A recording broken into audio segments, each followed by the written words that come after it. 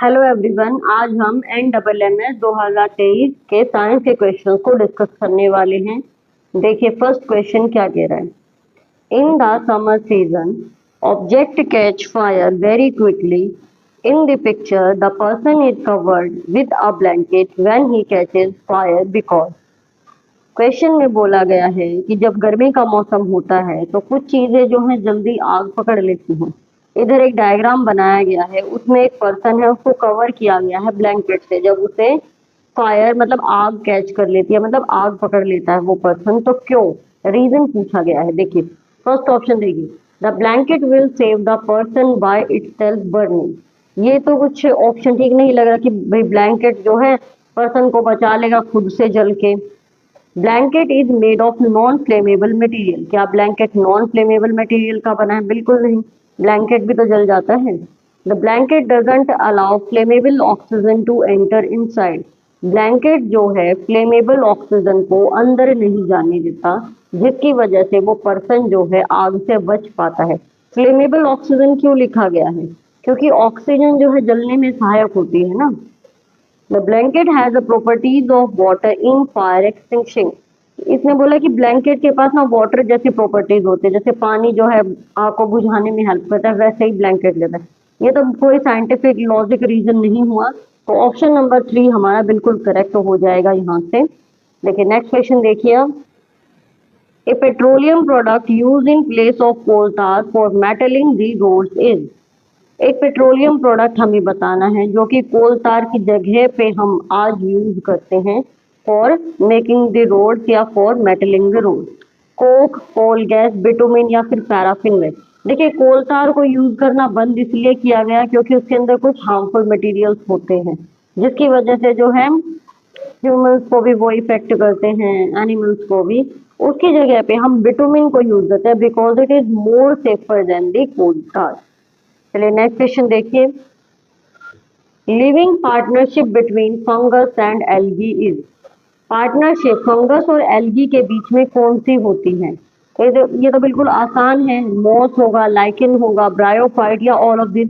It is lichen. Lichen जो है एक लिविंग पार्टनरशिप है between the fungus and the algae. ये जो एग्जाम्पल है, this is an example of living partnership. और एनसीईआरटी में तो सिम्बायोटिक रिलेशनशिप भी बोला गया है। इसके अंदर क्या होता है, जो फंगस होता है वो प्रोटेक्ट करता है, और जो एल्गी होता है वो फोटोसिंथेसिस कैरी करके फूड को प्रिपेयर करता है। यानी कि फंगस और एल्गी का जो सिम्बायोटिक रिलेशनशिप है दैट इज लाइकेन। इसे हम लाइकेन बोल सकते हैं। नेक्स्ट क्वेश्चन देखिए। विच of the following statement about the metals is true. Metals के लिए कौन सी स्टेटमेंट हमारी ट्रू है वो बतानी है। Oxide of chlorine is basic in nature. Firstly देखिए, इसे मेटल बोला है, क्लोरीन हमारी नॉन मेटल है, और ये स्टेटमेंट बिल्कुल इनकरेक्ट है। वाई? क्योंकि क्लोरीन नॉन मेटल है और नॉन मेटल के जो ऑक्साइड होते हैं that are acidic in nature, तो ये स्टेटमेंट गलत हो जाएगी। Sodium and potassium are kept in kerosene as they are highly reactive. ये स्टेटमेंट बिल्कुल ट्रू है, बिकॉज सोडियम और पोटेशियम जो होते हैं बहुत ज्यादा रिएक्टिव होते हैं। उनको हवा से और पानी से बचाने के लिए केरोसिन में रखा जाता है। अगर उनको एयर या फिर वाटर में रख दिया जाए तो वो जो है कैच मतलब फायर को कैच कर लेते हैं। ठीक है। Cadmium is the lightest metal. ये भी बिल्कुल गलत है, क्योंकि जो लाइटेस्ट मेटल है दैट इज लिथियम। ठीक है। Zinc can't replace copper from copper sulphate solution. ये स्टेटमेंट भी बिल्कुल गलत है, क्योंकि जिंक जो है वो ज्यादा रिएक्टिव है देन कॉपर, इसलिए वो उसे रिप्लेस कर सकता है। ये कॉन्सेप्ट आता है हमारा रिएक्टिविटी सीरीज से। रिएक्टिविटी सीरीज में जो जिंक होता है वो कॉपर से ऊपर होता है, यानी कि जिंक जो है उसे रिप्लेस कर सकता है कॉपर को। जिंक जो है ज्यादा रिएक्टिव होता है, ये समझिए आप। नेक्स्ट क्वेश्चन है। Form of asexual reproduction in which female reproduces eggs that develop without fertilization. Without fertilization होगा reproduction of the egg। तो इसका बिल्कुल करेक्ट ऑप्शन हो जाएगा हमारा पार्थिनोजेनेसिस। पार्थिनोजेनेसिस में क्या होता है, without fertilisation new individual born होता है। पार्थिनोकार्पी होता है हमारा एनिमल्स के अंदर। फ्रूट विदाउट फर्टिलाइजेशन, इसमें एनिमल्स में सॉरी प्लांट्स के अंदर। पार्थिनोकार्पी इज इन प्लांट्स, ये होता है प्लांट्स में। और पार्थेनोजेनेसिस होता है एनिमल्स में। इसमें भी विदाउट फर्टिलाइजेशन है, इसमें भी विदाउट फर्टिलाइजेशन है। इसमें जो नया जो न्यू ऑफस्प्रिंग बोल लीजिए वो विदाउट फर्टिलाइजेशन होता है। इसमें जो फ्रूट होता है वो विदाउट फर्टिलाइजेशन होता है। इन विट्रो फर्टिलाइजेशन तो आपको पता ही है, जिसमें हम आउटसाइड द बॉडी मतलब लैब में हम ग्रो करते हैं एक तरह से। हैचिंग में क्या होता है, एग आता है आउटसाइड द बॉडी। ठीक है, इसका करेक्ट ऑप्शन हो जाएगा पार्थिनोजेनेसिस। ठीक है, नेक्स्ट क्वेश्चन देखिए। The slow process of conversion of dead vegetation into coal is called. Dead vegetation का धीरे धीरे कन्वर्ट होना कोयले में क्या होता है? बिल्कुल यहाँ से पता चल रहा है कार्बोनाइजेशन होता है, कार्बनीकरण बोल सकते हैं हिंदी में, कि जो डेड वेजिटेशन है वो हमारी कन्वर्ट हो रही है कोयले में धीरे धीरे से। डिस्टिलेशन नहीं होता है, रिफाइनिंग में मेटल्स में होता है ये। ठीक है, नेक्स्ट क्वेश्चन देखिए। नेक्स्ट क्वेश्चन देखिए। Large areas of protected land for conservation of wild life, plant and animal resource and traditional life of tribal living in the area are referred to as। इसने बोला है देखिए, large area of protected land, कोई land हमने protect कर लिया है, काफी बड़ा उसका जो है एरिया है, किस चीज की कंजर्वेशन कर रहा है? तो वाइल्ड लाइफ को कंजर्व कर रहा है, प्लांट्स को भी, एनिमल्स को भी, साथ में वहाँ जो उनकी ट्रेडिशनल लाइफ है, जो आदिवासी जो लोग वहाँ रहते हैं उनको भी वो प्रोटेक्ट कर रहा है। तो काफी बड़ा एरिया हो गया। तो इसमें जो हमारा बिल्कुल करेक्ट ऑप्शन होगा that is biosphere reserve. Biosphere reserve में क्या होता है कि काफी बड़ा एरिया होता है जो कि सारी ही चीजों को प्रोटेक्ट करता है, वाइल्ड लाइफ को भी, प्लांट्स को भी, एनिमल्स को भी, और human activity like in tribals में जो होती है। ठीक है, जो बायोस्फीयर रिजर्व है उसका क्या मेन एम है? वो कंजर्वेशन उसका मेन है, वाइल्ड लाइफ को भी बचाना है, ह्यूमन लाइफ को भी बचाना है। देखिए जो बाकी ऑप्शन है हमारा, वाइल्ड लाइफ सेंचुरीज में क्या होता है? वाइल्ड लाइफ सेंचुरीज में होता है हमें प्रोटेक्ट करना है ओनली फॉर द एनिमल्स, उनका जो नेचुरल हैबिटेट है उसमें उनको प्रोटेक्ट करना होता है सेंचुरीज में। सेंचुरीज में सिर्फ हम वाइल्ड लाइफ एनिमल्स को करते हैं, वाइल्ड लाइफ को। ठीक है, वाइल्ड लाइफ लाइक एनिमल्स में, इसमें ह्यूमंस का कोई रोल नहीं है। लेकिन बायोस्फीयर रिजर्व में हम सारी ही चीजों को, जो उनका नेचुरल जो इकोसिस्टम है उसको प्रोटेक्ट करते हैं। ठीक है, नेक्स्ट देखिए। नेशनल पार्क, नेशनल पार्क में क्या होता है? स्ट्रिक्टली प्रोटेक्टेड एरियाज होता है for wild life and their habitat. Human activities यहाँ पर रेस्ट्रिक्टेड होती है। स्ट्रिक्टली प्रोटेक्टेड एरिया होता है for the conservation of wild life, और यहाँ पर ह्यूमन एक्टिविटी जो है बिल्कुल ही रेस्ट्रिक्टेड होती है। ठीक है, उसके बाद होता है इसमें नेशनल पार्क में जो है हम फ्लोरा फोना सबको प्रोटेक्ट किया जाता है बेसिकली, और यहाँ पर कोई ह्यूमन एक्टिविटी नहीं होती है। जो वाइल्ड लाइफ सेंचुरी है उसमें थोड़ी बहुत एक्टिविटी हम मान सकते हैं। बायोस्फीयर रिजर्व में जैसे ट्राइबल्स रहते हैं वैसे वो लोग रह सकते हैं। उसके बाद है हमारा फॉरेस्ट। फॉरेस्ट में क्या होता है? नेचुरल एरिया होता है जो कवर्ड होता है बहुत सारे प्लांट से, ट्रीज से, एनिमल्स से। तो ये भी बिल्कुल जो है करेक्ट ऑप्शन नहीं होगा, क्योंकि हमें प्रोटेक्टेड लैंड देखनी है जो कि गवर्नमेंट के अंदर जो प्रोटेक्ट की जा चुकी हो, that is biosphere reserve. Okay, to test charge on a body which of the following is a sure test. कोई हमारे पास बॉडी है उसके ऊपर चार्ज है या नहीं, तो उसका श्योर टेस्ट क्या है? श्योर टेस्ट मतलब बिल्कुल पक्का प्रूफ हो हमारे पास कि इस पे जो है ये चार्ज पॉजिटिव है कि नेगेटिव है। देखिए ऑप्शन देखिए, कंबशन, अट्रैक्शन, रिपल्शन या फिर इल्यूमिनेशन। ये तो आप सबने पढ़ा है कि रिपल्शन जो होता है श्योर टेस्ट होता है। क्यों होता है आखिर? हम अट्रैक्शन को क्यों नहीं मानते?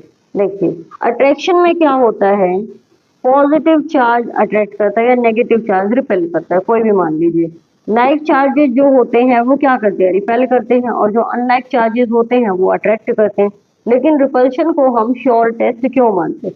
अट्रैक्शन जो होता है कई बार एक चार्ज बॉडी और अनचार्ज बॉडी के बीच में हो सकता है। मतलब एक तो ऐसी बॉडी जिससे कोई चार्ज है, पॉजिटिव चार्ज है, नेगेटिव, और दूसरा है कोई न्यूट्रल बॉडी है जिससे कोई चार्ज ही नहीं, उनके बीच में अट्रैक्शन हो सकता है। लेकिन रिपल्शन हमेशा दो चार्ज बॉडी के बीच में होगा, दोनों ही बॉडी पे कोई ना कोई चार्ज होगा, एक पर पॉजिटिव एक पर नेगेटिव, दूसरी पे पॉजिटिव और पहली पे मान लीजिए पॉजिटिव हो सकता, नेगेटिव हो सकता है। इसीलिए हम कहते हैं जो रिपल्शन है that is a sure test for charging. ठीक है, a fuse is used in an electric circuit to. Fuse का हम क्यों प्रयोग करते हैं किसी इलेक्ट्रिक सर्किट में? Break the circuit when the power goes off. break when a large electric current passes through them to cause overload in the circuit, या all of the above। देखिए हम सर्किट को ना तो ब्रेक करते हैं, जब लाइट चली जाती है तब ये सर्किट को ब्रेक करता है, बिल्कुल भी नहीं। जब उसमें से ज्यादा करंट पास होता है तब वो सर्किट को ब्रेक करता है। जब फ्यूज का काम क्या होता है, जब उसमें से ज्यादा इलेक्ट्रिक करंट पास होता है तब वो सर्किट को ब्रेक कर देता है, यानी कि ऑप्शन नंबर 2 हमारा बिल्कुल करेक्ट हो जाएगा। टू कोज ओवरलोड, भाई फ्यूज का काम ओवरलोड करना थोड़ी है, उसको तो कम करना है। ऑल ऑफ अबव भी नहीं होगा हमारा ऑप्शन। नेक्स्ट क्वेश्चन देखिए 135। Which of the following statement define photosynthesis? The process by which animal use oxygen and glucose to produce carbon dioxide and water. Animal use करें ऑक्सीजन को और glucose को। Photosynthesis में प्लांट्स होते हैं ना कि एनिमल्स होते हैं। The process by which plant use sunlight, sunlight का यूज करते हैं, वाटर का यूज करते हैं, and carbon dioxide to produce oxygen and glucose. Glucose की जगह पर यहाँ पर वो कार्बोहाइड्रेट भी लिख सकता है, तो ये बिल्कुल करेक्ट ऑप्शन है। फोटोसिंथेसिस जो प्रोसेस है that is carried out in the plant that can use sunlight, water and carbon dioxide, और क्या प्रोड्यूस करते हैं वो ऑक्सीजन और साथ में कार्बोहाइड्रेट या फिर glucose. The process by which plant and animal exchange gases, plant और एनिमल थोड़ी ना होंगे exchange gases. The process by which plant and animal reproduce, जिसमें रिप्रोड्यूस करे that is reproduction not photosynthesis. तो option number 2 is the correct option. ठीक है, next question देखिए हमारा 136। हमें इसमें मैच करनी है भाई। फर्स्ट देखिए, सैलिवरी ग्लैंड से इन चारों में से क्या प्रोड्यूस होता है या किससे ये रिलेटेड है। सैलिवरी ग्लैंड दिया है, पेनक्रियाज दिया है, लीवर दिया है, स्टमक दिया है। सैलिवरी ग्लैंड से हमारा जो है अमाइलेज जो है सिक्रेट होता है। पैनक्रियाज से पैनक्रियाटिक जूस आ जाएगा। लीवर से हमारा बाइल जूस सिक्रेट होता है और स्टमक के अंदर हमारा HCl होता है। ये ऑप्शन देखिए किस में मिलेंगे, ए का 2, ए का 2 तो इसी ऑप्शन में, तो यही ऑप्शन हमारा बिल्कुल करेक्ट है। बी का 3 हो जाएगा, लीवर का हमारा बाइल जूस है और साथ में स्टमक का हमारा HCl, तो option number 2 is the correct option. Next question देखिए, ultrasound equipment for investigating and tracking many medical problem works at frequencies। Ultrasound के जो इक्विपमेंट होते हैं जो कि डॉक्टर्स यूज करते हैं, अल्ट्रासाउंड की मशीन होती है, जैसे अल्ट्रासाउंड बोला है, इसी से आप लोगों को समझ जाना चाहिए कि कितनी फ्रीक्वेंसी की वो जो है साउंड वेव को यूज कर रहे हैं। ऑप्शन देखिए 20 हर्ट्ज, HZ का मतलब क्या होता है हर्ट्ज, ठीक है, हर्ट्ज साउंड को मापने की यूनिट है हर्ट्ज, HERTZ, ठीक है। 20 to 20,000, more than 20,000 hertz, less than 2 hertz या 20 हर्ट्ज। तो ऑप्शन नंबर हमारा कौन सा करेक्ट होना चाहिए, मोर देन 20,000 हर्ट्ज, यानी कि ऑप्शन नंबर 2 हमारा बिल्कुल करेक्ट है। जो अल्ट्रासाउंड वेव जो होती हैं वो हमारी 20,000 से ऊपर होती हैं। 20 हर्ट्ज से कम होती है वो इंफ्रा में आती है, ठीक है, जो मतलब काफी कम उनकी जो है फ्रीक्वेंसी होती है, ठीक है। नेक्स्ट क्वेश्चन देखिए 138। On which of the following day world water day is celebrated. World water day कब मनाया जाता है, विश्व जल दिवस कब मनाया जाता है। डे में से भी एक ना एक क्वेश्चन तो जरूर मिल ही जाएगा आपको एग्जाम में कि वाटर डे कब है, ओजोन डे कब है, और काफी सारे डे हैं इसमें। तो देखिए 138 का वर्ल्ड वाटर डे कब मनाया जाता है, फर्स्ट, यानी कि 22 मार्च को वर्ल्ड वाटर डे मनाया जाता है, आपको ये याद रखना है, ठीक है। नेक्स्ट क्वेश्चन देखिए 139।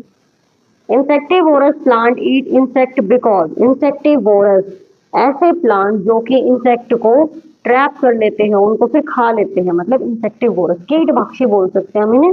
इसका एग्जांपल जैसे कि पीचर प्लांट है हमारा, सनड्यू वीनस फ्लाई ट्रैप कुछ ऐसा नाम है, ठीक है। 139 का देखिए, population of insect is more in area this plant species exist. Population से तो कोई लेना देना ही नहीं है भाई, वो क्यों खा रहे हैं प्लांट्स, जो इंसेक्टिवोरस प्लांट्स है वो इंसेक्ट को क्यों खा रही हैं। To take nitrogen from insect because insect are the main food for plant because insect harm the plant. देखिए ये ऑप्शन हमारा बिल्कुल गलत है भाई, पॉपुलेशन का कोई लेना देना नहीं है। To take nitrogen from the insect, ये हमारा करेक्ट ऑप्शन होगा यहाँ से। जो इंसेक्ट हैं, इंसेक्ट से उनको नाइट्रोजन मिलता है, इंसेक्टिवोरस प्लांट्स को, ठीक है। Because insect are the main food for plant, ये भी बिल्कुल गलत है। Because insect harm the plant, harm नहीं करते हैं ये, ठीक है। वो तो उनको जो डाइजेस्टिव जूसेस उनको डाइजेस्ट कर लेता है। नेक्स्ट क्वेश्चन देखिए, विच device is use for measuring the speed of wind. हवा की गति मापने के लिए कौन सा डिवाइस यूज किया जाता है? Speedometer, multimeter, odometer, anemometer. Correct option हो जाएगा हमारा एनीमोमीटर। एनीमोमीटर से ही हवा की गति को मापा जाता है। देखिए इसमें जो स्पीडोमीटर होता है वो स्पीड को मापने के लिए होता है। एनीमोमीटर जो विंड की स्पीड है उसको मापता है। मल्टीमीटर जो है ये मल्टी काम करता है, मतलब बहुत सारे काम करता है, करंट को भी मापता है, वोल्टेज को भी मापता है। ओडोमीटर होता है हमारा डिस्टेंस मापने के लिए, जैसे बाइक स्कूटर होता है उसके ऊपर एक ऐसे होता है ना, गोल गोल सा बना होता है कुछ डिवाइस का, स्पीडोमीटर ओडोमीटर ऐसे होता है, ठीक है। नेक्स्ट है हमारा 141, odometer and speedometer of a vehicle measure. वही सेम क्वेश्चन ऊपर वाला आ रहा है भाई। ओडोमीटर क्या मापता है? डिस्टेंस मापता है। स्पीडोमीटर स्पीड मापता है। इसमें से ऑप्शन देखिए हमारा कौन सा करेक्ट होना चाहिए। डिस्टेंस मूव्ड बाय व्हीकल, यानी कि ओडोमीटर तो डिस्टेंस मापता है और स्पीडोमीटर हमारा स्पीड मापता है, तो यही फर्स्ट ऑप्शन ही हमारा बिल्कुल करेक्ट है। लास्ट वाले देखने की जरूरत ही नहीं है। In animals which chamber of the heart pump oxygenated blood to rest of the body. Animals के अंदर जो कौन सा चैम्बर जो है ऑक्सीजनेटेड ब्लड को पूरी हमारी बॉडी में सर्कुलेट करता है, ये आपको लर्न करना है। लेफ्ट वेंट्रिकल जो है ऑक्सीजनेटेड ब्लड को हमारी रेस्ट ऑफ द बॉडी में पंप करता है। नेक्स्ट क्वेश्चन देखिए, the time period of a single pendulum is always constant, it was proposed by. किसने दी थी ये स्टेटमेंट? गैलीलियो गैलीली ने दी थी ये स्टेटमेंट। जो टाइम पीरियड है कोई सिंपल पेंडुलम का वो हमेशा कांस्टेंट रहता है, ये जो स्टेटमेंट दी थी that is given by the Galileo Galilei.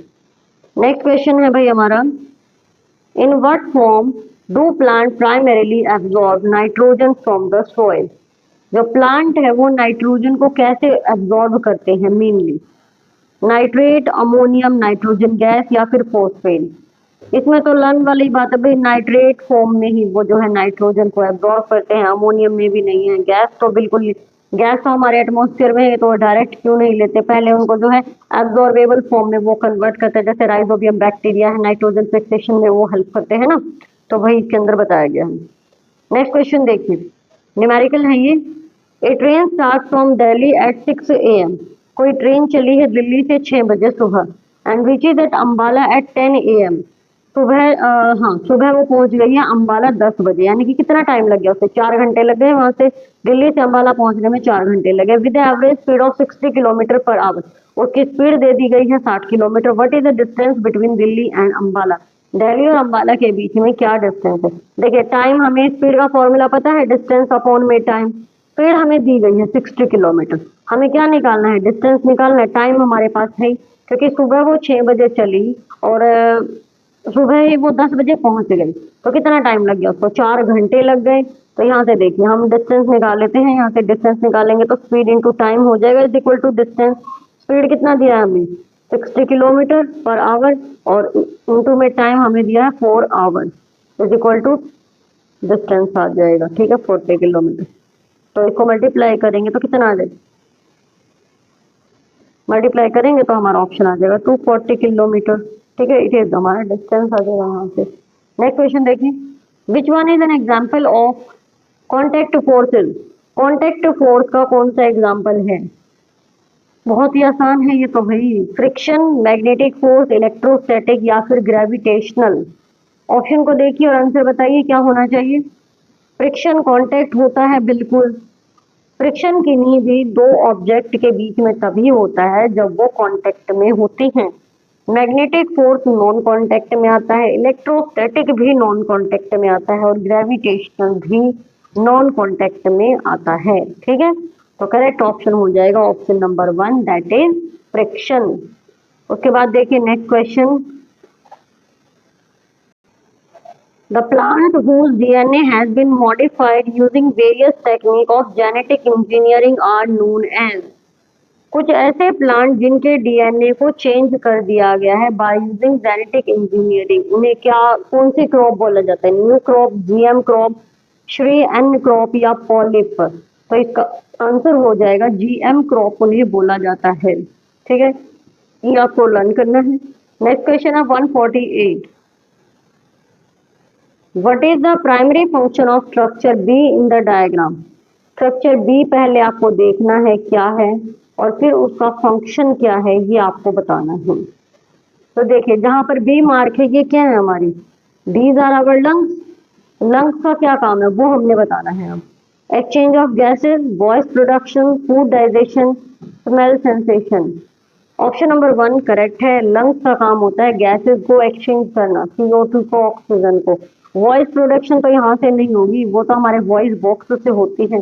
Food digestion इसमें नहीं होता, स्मेल सेंसेशन नहीं होता। नेक्स्ट क्वेश्चन देखिए, the transformation of the larva into an adult through drastic changes is called. बहुत ही आसान है ये दो, डेफिनेशन है। मेटामॉर्फोसिस इसे बोला जाता है, काया पलट बोल सकते हैं। लार्वा का अडल्ट में बदलना बहुत ज्यादा drastic, through drastic changes, drastic उसमें चेंजेस आते हैं, तो बिल्कुल आसान है, दैट इज मेटामॉर्फोसिस। काया पलट या फिर हिंदी में यहाँ पर कायांतरण भी लिखा आता है, जैसे कि हमारा फ्रॉग में होता है। ठीक है, आज के वीडियो में इतना ही। नेक्स्ट वीडियो लेके आएंगे, इसमें जितने भी पेंडिंग क्वेश्चन है, जो बचे हुए क्वेश्चन हैं। Keep watching, thank you.